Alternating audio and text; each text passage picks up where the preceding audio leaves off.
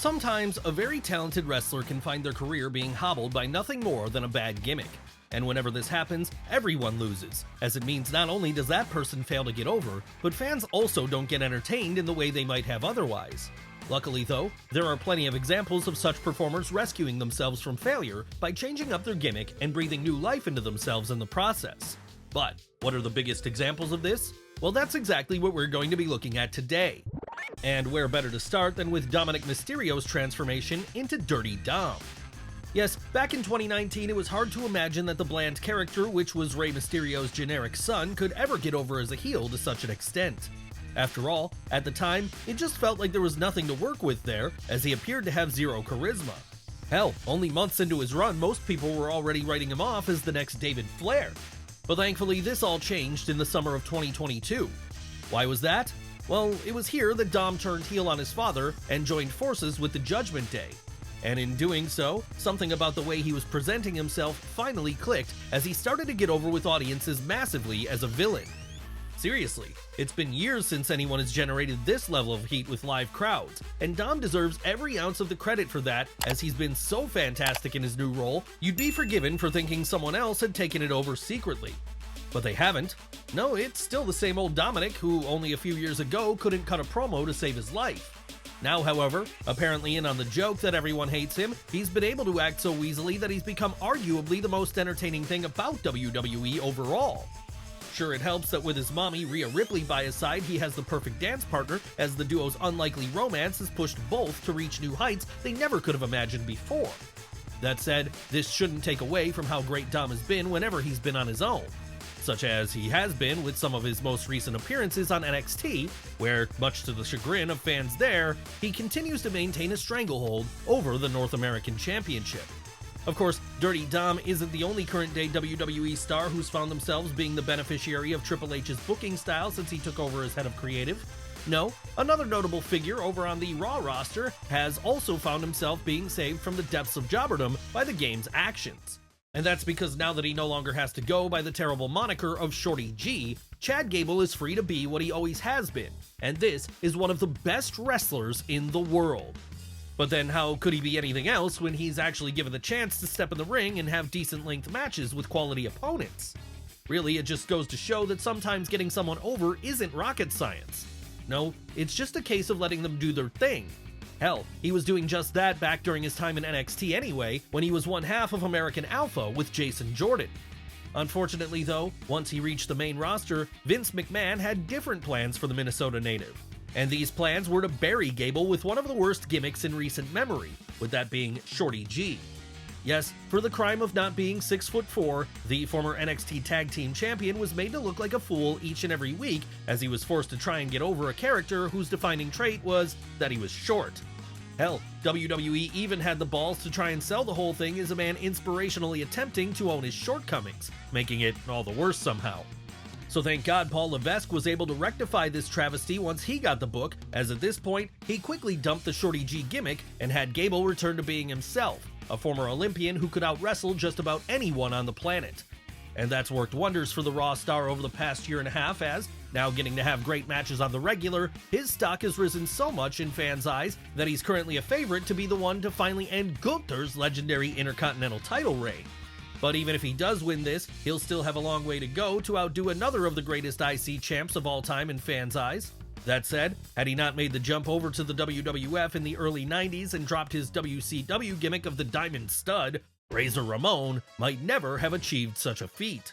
And we're not trying to say the Diamond Stud was terrible or anything here, more that there was just a very definite ceiling on where he was going to go, and that was no higher than the mid-card of the Southern Wrestling promotion in 1991. So seeing the writing on the wall for himself then, Scott Hall made the wise decision to jump over to New York at his first opportunity a year later, as he figured there he'd have a much greater chance of succeeding at a higher level. Was he right about this assumption? Absolutely. As pretty quickly after signing on the dotted line, Hall would be tasked with filming a number of vignettes introducing fans to his new character of Razor Ramon, a gimmick heavily based on Al Pacino's portrayal of Scarface. And these got him over with fans so much that once he hit the ring for the first time a few weeks later, he'd be treated like a big deal right out of the gate. Hell, so big a deal would he appear to be, a mere month after his debut, he'd be injecting himself into the world title feud between Ric Flair and Macho Man Randy Savage. And once that was over, he'd get a shot at the gold himself when then-champion Bret Hart put the belt on the line at the 1993 Royal Rumble. Sure, Ramon didn't win this one, but he did get something to make the defeat go down easier, as by October of 1993, he'd have started the first of his 4 reigns with the Intercontinental title. Yes, by the time he left WWF to join WCW in 1996, Razor held the record of being the man to win that particular belt more times than anyone else. And even if he never got to have a run with the world title in New York, this still makes him one of the most successful characters of his era, something which likely would have never happened had he continued being the Diamond Stud. But Scott Hall isn't the only person who had to make the jump over from WCW to WWF in order to find a gimmick which could rescue his career, as only a couple of years prior to him taking up the mantle of the bad guy, a young Mark Calloway was finding his own dream role when he went from being Mean Mark down in Atlanta to the Undertaker over in Vince McMahon's promotion. That's right. Arguably the greatest gimmick of all time, the Dead Man has been able to do just about everything imaginable for a wrestler over his 3-decade-long run as part of the WWE roster. But it wasn't always so obvious he'd be a success, as back when he was working for the competition under his Mean Mark guys, he'd be told by then WCW booker Ole Anderson that he was never going to draw a dime, as no one in their right mind would pay money to see him. How wrong this turned out to be then, as once he moved on to pastures new and there took on the character of a zombie mortician, things changed pretty much overnight as fans immediately took to this new monster heel, so much so that after doing the unthinkable and beating Hulk Hogan for the WWF title during his first year on the roster, the company would be forced to turn him babyface not long thereafter. And once this happened, there was no turning back, as for the next 30 years, the Phenom would remain the constant of New York. Someone who was always there no matter what, and who always held a position right at the top of the card. Really, you could argue there's never been a more important figure to Vince McMahon's promotion, and that makes his decision to go there in 1990 and change things up in terms of his character one of the smartest any performer has ever had then. After all, where would he be today if he'd stuck with WCW and allowed himself to be buried by Ole Anderson? Certainly not in the Hall of Fame, that's for sure. But sometimes it's not going to WWE that revives a wrestler's career. No, sometimes they have to leave that system in order to thrive, and there are a few examples which prove this more than with how Derek Bateman only found success once he became EC3. And no, we're not talking about EC3's run in WWE between 2018 and 2020. Hell, it's already been established Vince McMahon had no idea what to do with the guy. What we're talking about instead is his time in Impact, which began in 2013 and saw him rise all the way to the top of the card by playing the kayfabe nephew of Dixie Carter. So high would he rise, in fact, by being the cocky rich boy heel who loved nothing more than himself, that over the course of his 5-year run there, he'd become TNA World Heavyweight Champion on 2 separate occasions and Impact Grand Champion once. And as if that wasn't enough, he'd also be the winner of not only the TNA World Title Series in 2016, but also the Bound for Glory playoffs later the same year. Clearly then, moving over to Nashville where he could take on this new role was the best thing for the Ohio native's career, as during his time on the NXT roster prior to that, he'd been going nowhere fast. But then this wasn't exactly helped by the fact that it was the original NXT, back when it was still in its game show format, so it was hard for anyone to come out of the whole thing looking good. Still, even with this in mind, you'd think Vince McMahon would take one look at the absolutely jacked physique of Bateman and see money in him. For whatever reason though, he didn't. And that meant that even when the future world champion made cameo appearances on the likes of SmackDown, he'd be losing to larger profile opponents such as Ryback and Cesaro. So by the time his original run in New York came to an end then, it must have felt like a blessing in disguise for the rookie, as he finally was free from the woeful booking of his now former boss. And it's not as if the EC3 character was only successful for him in TNA either, because as it stands at the time of this video's recording, he's also the current NWA World Champion. But we've talked a lot about the men so far today, so let's shift gears for a moment and move on to a woman who only managed to find herself after a change of gimmick. When she did, however, boy did it work out big time for her, as now no longer playing the role of pixie cheerleader, Alexa Bliss could finally let her inner goddess out. Why was this such an important change for the Ohio native? Well, because it allowed her to use her best asset, and that was her ability to talk. That's right, back when she'd been the manager of Blake and Murphy down in NXT between 2013 and 2016, there wasn't a lot of opportunity afforded to her on the mic. but this all changed around about the time she got her call up to the main roster, as it was then she morphed into her final form, the Goddess. And being the Goddess meant playing the role of SmackDown's resident mean girl, someone who owed a lot to the likes of LayCool before her. But while LayCool were fun in their own right, they were never really treated as a real threat despite being co-Divas champions at one point. When it came to Bliss though, she was a major player right out of the gate, as once Vince McMahon realized how well she could cut a promo, he pushed her to the moon. So much that before her first year on the main roster was over, she'd have dethroned Becky Lynch to become SmackDown Women's Champion. Then, once that initial run was done, she'd go on to win the belt one more time, as well as the Raw Women's title on 3 separate occasions. And, as if it wasn't enough, in 2018, she'd also add Miss Money in the Bank to her ever-growing list of accomplishments, proving just how great she was. Seriously, so successful has Alexa been since morphing into the Goddess, it feels like a shoo-in she'll be inducted into the WWE Hall of Fame at some point now. And when she does this, her offspring will hopefully be there to cheer her on, as after surviving a cancer scare in early 2023, she'd announced to the world that she was pregnant with her first child, a child that was born on November 27th of this year. Will it being a parent affect what she does in the ring going forward from here? It's hard to say, as every example of a father or mother in wrestling is different. It certainly didn't seem to affect our next subject, however, but then he was extra incentivized to get to the top after he escaped the shackles of Deacon Batista and instead transformed into his better-known incarnation of the Animal, Dave Batista.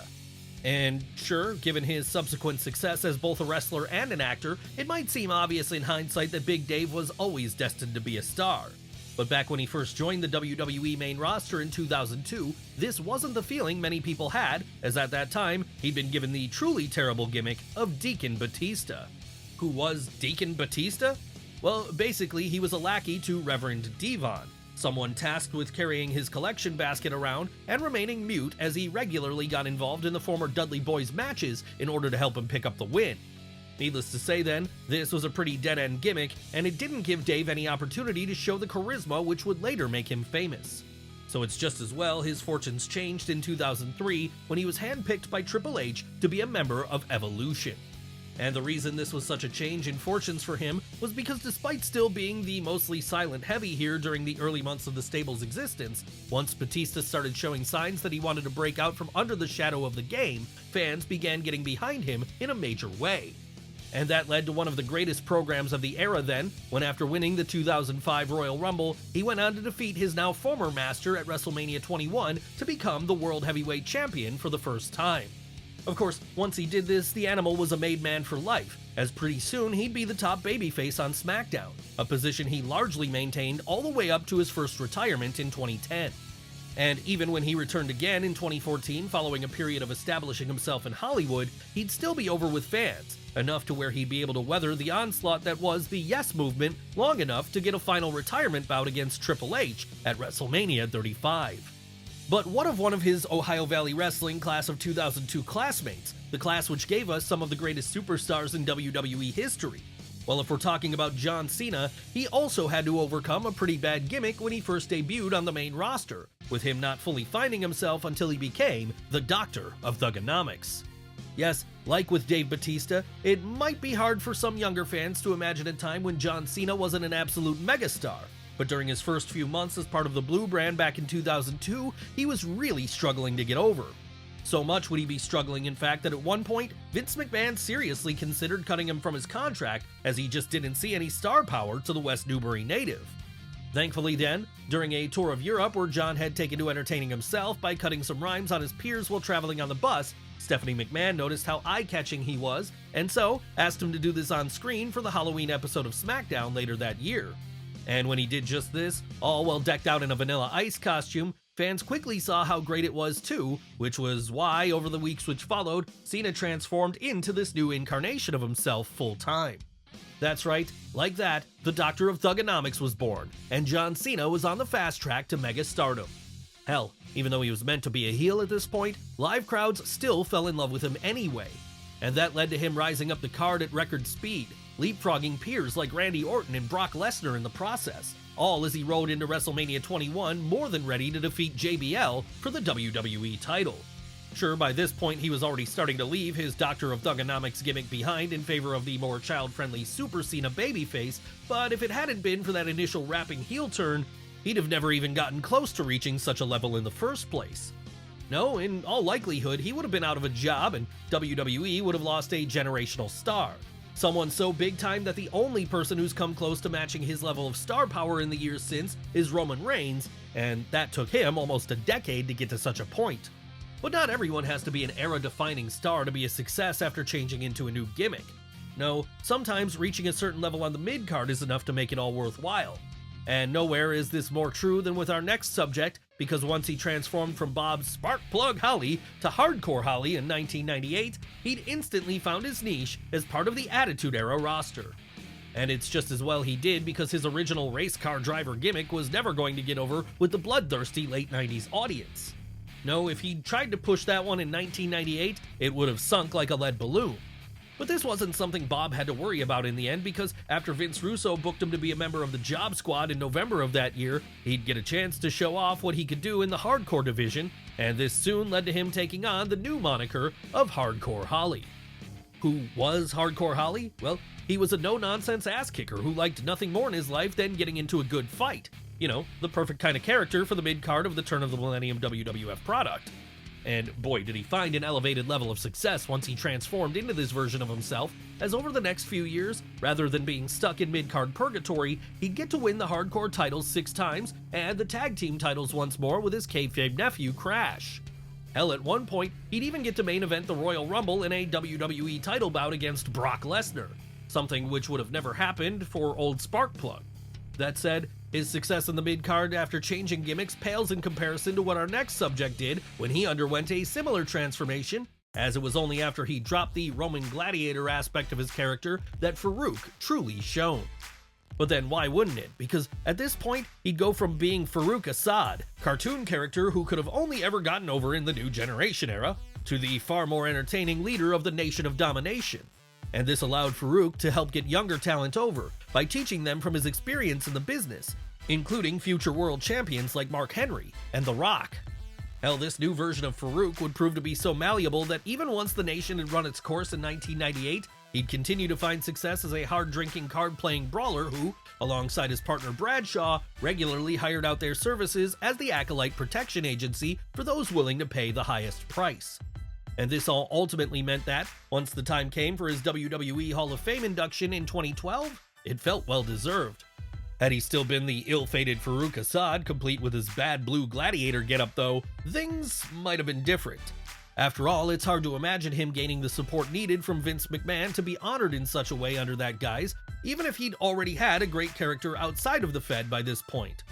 Thankfully though, he got to where he needed to be in the end.